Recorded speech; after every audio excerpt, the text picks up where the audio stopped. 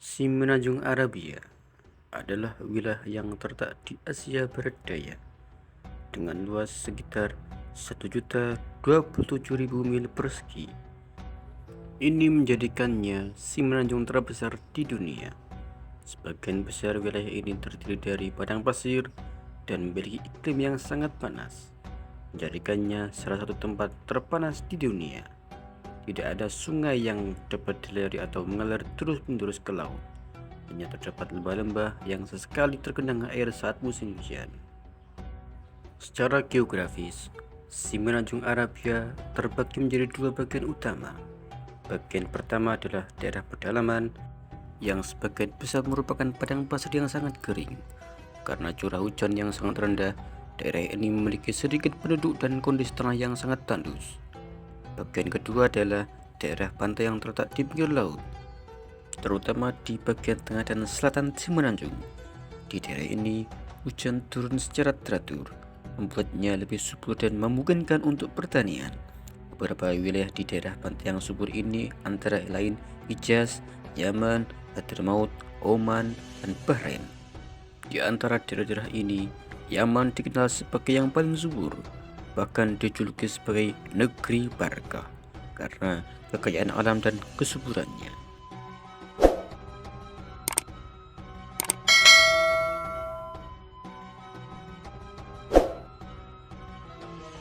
Bangsa Arab terbagi menjadi dua kelompok berdasarkan letak geografis tempat tinggal mereka, yaitu penduduk pengembara Ahlul Al-Badwi dan penduduk penetap Ahlul Al-Hadar.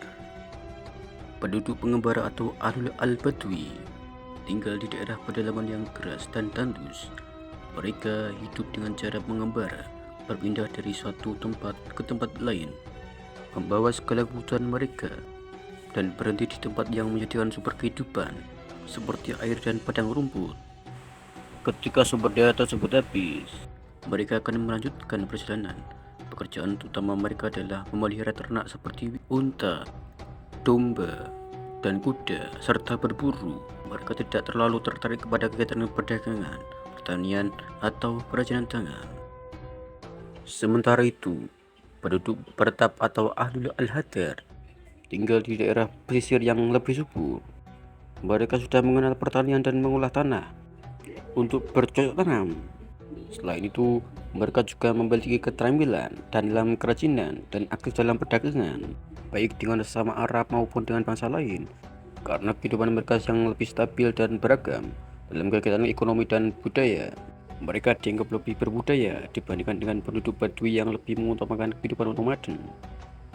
Perbedaan ini mencerminkan cara hidup yang sangat bergantung pada kondisi geografis dan sumber daya alam yang ada di masing-masing wilayah tersebut.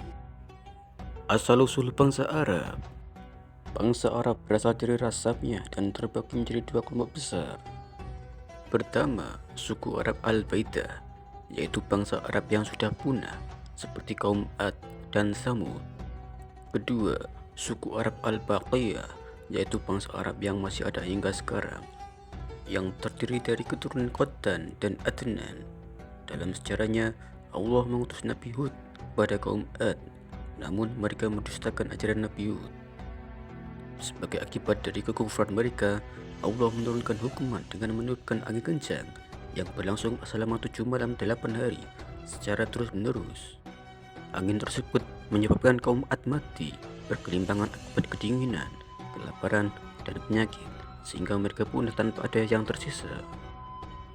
Dalam sejarah bangsa Arab, terdapat dua kelompok utama yang memiliki asal-usul yang berbeda, yaitu keturunan Qaddan dan keturunan Adnan.